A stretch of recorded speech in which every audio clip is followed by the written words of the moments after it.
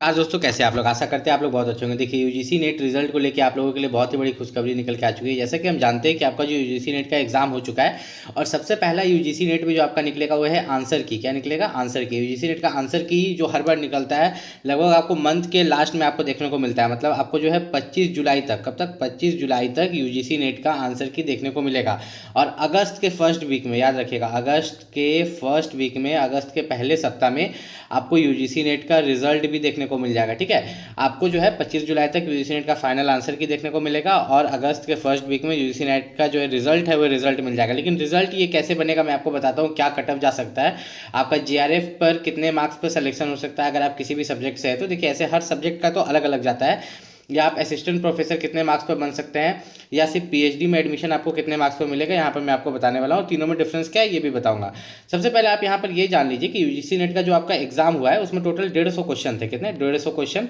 गुना 2 कीजिएगा तो 300 मार्क्स का एग्जाम हुआ था। अब ये 300 मार्क्स का जो एग्जाम हुआ था तो इसमें बहुत सारे कैंडिडेट्स अपियर हुए थे, लेकिन जितने भी कैंडिडेट्स बोथ पेपर में, पेपर 1 और पेपर 2 में अपियर हुए थे, उनका 6% कैंडिडेट को यहाँ पर जो है जी यहाँ पर जो है असिस्टेंट प्रोफेसर दिया जाएगा। क्या दिया जाएगा? असिस्टेंट प्रोफेसर के लिए एलिजिबल यहाँ पर माना जाएगा। मतलब असिस्टेंट प्रोफेसर जो है बहुत कम बच्चों को यहाँ पर दिया दिया जाता है और साथ ही साथ जेआरएफ तो उससे भी और कम बच्चों को यहाँ पर दिया जाता है। अब मेनली यहाँ पर अगर हम बात करें तो एक चीज़ आप यहाँ पर याद रखिएगा, अगर आपको जेआरएफ मिलता है यूजीसी नेट में, अगर आप जेआरएफ निकालते हो तो जेआरएफ निकालने के बाद यहाँ पर प्रोसेस क्या रहता है, ठीक है, ये आपको हम बताएंगे। और असिस्टेंट प्रोफेसर बनने के बाद आपका आगे का प्रोसेस क्या रहता है, लेकिन उससे पहले एक कट ऑफ की बात करते हैं। देखो, कट ऑफ हर सब्जेक्ट का अलग अलग जाता है। जैसे ये हो गया आपका जेआरएफ, ये हो गया असिस्टेंट प्रोफेसर और ये हो गया सिर्फ पीएचडी में एडमिशन। तो इसको तीनों को अगर अलग अलग हम बांटते हैं तो मान लो कि ये हिंदी सब्जेक्ट है। कौन सा? हिंदी।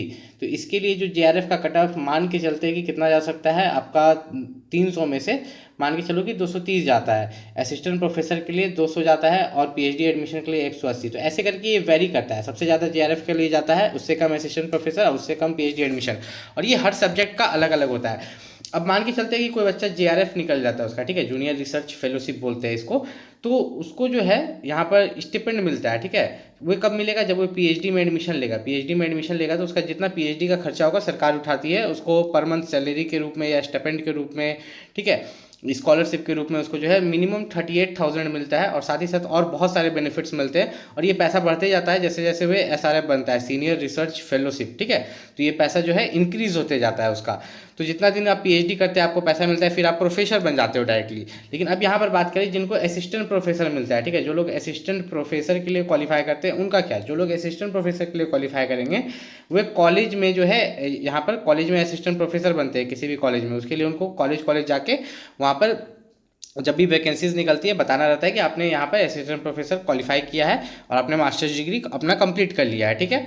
और जिनको सिर्फ पीएचडी एडमिशन मिलता है उनको खुद से पीएचडी करना पड़ता है, खुद से पैसा से, ठीक है, जिनको सिर्फ ओनली पीएचडी में एडमिशन मिलता है यहाँ पर। अगर अब यहाँ पर बात करें यूजीसी नेट का जो आपका रिजल्ट आएगा तो उसमें जो है यहाँ पर एक चीज़ इन्होंने लिखा है जो आपके काम का नहीं है। देखिए, इनका कहना यह है कि अगर आप दोनों पेपर मिला के कम से कम 40% मार्क्स आपका आना चाहिए अगर आप जनरल ईडब्ल्यूएस है, और अगर आप ओबीसी एससी एसटी है तो 35% आना चाहिए। लेकिन इसका क्या मतलब है? क्या इस पर आपको असिस्टेंट प्रोफेसर मिलेगा?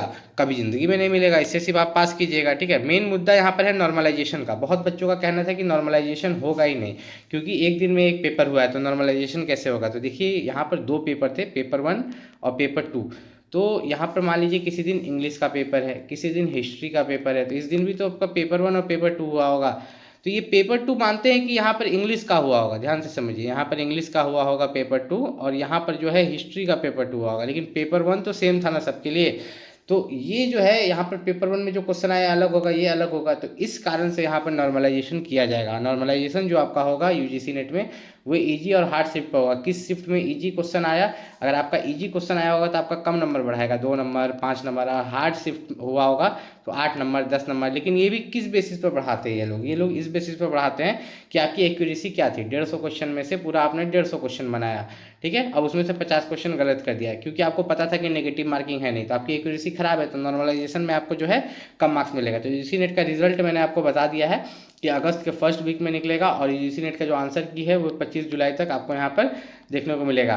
यूजीसी नेट में अगर आपको नहीं मिलता है असिस्टेंट प्रोफेसर या जेआरएफ, तो आपको पता है कि दिसंबर में फिर से इसकी वैकेंसी निकलेगी। दिसंबर 2026 में, मतलब वैकेंसी मैं बोल रहा हूँ, फिर से इसका एग्जाम होगा यूजीसी नेट का। तो इसका जो एग्जाम होगा उसमें आप अपियर हो सकते हैं अगर आपको जेआरएफ या असिस्टेंट प्रोफेसर नहीं मिलता है तो अगर आपको कोई भी दिक्कत है तो आप नीचे कॉमेंट करके पूछ सकते हैं। अभी यूजीसी नेट रिजल्ट का वेट कर रहे हैं। अगर आपको असिस्टेंट प्रोफेसर मिल जाता है यूजीसी नेट में या आपको जेआरएफ मिल जाता है तब तो बहुत अच्छी बात है। अगर आप असिस्टेंट प्रोफेसर नहीं अचीव कर पाते हैं तो आपको एक चीज़ पता होना चाहिए कि यूजीसी नेट का जो एक और एग्जाम है दिसंबर 2026 में होगा, उसका फॉर्म नवंबर में भराया जाएगा। तो उसके लिए आप तैयार रहिएगा। उसके लिए जो सबसे बेस्ट बुक है उसका लिंक मैंने इस वीडियो के डिस्क्रिप्शन में डाल दिया, वहाँ से जाके आप परचेस कर सकते हैं।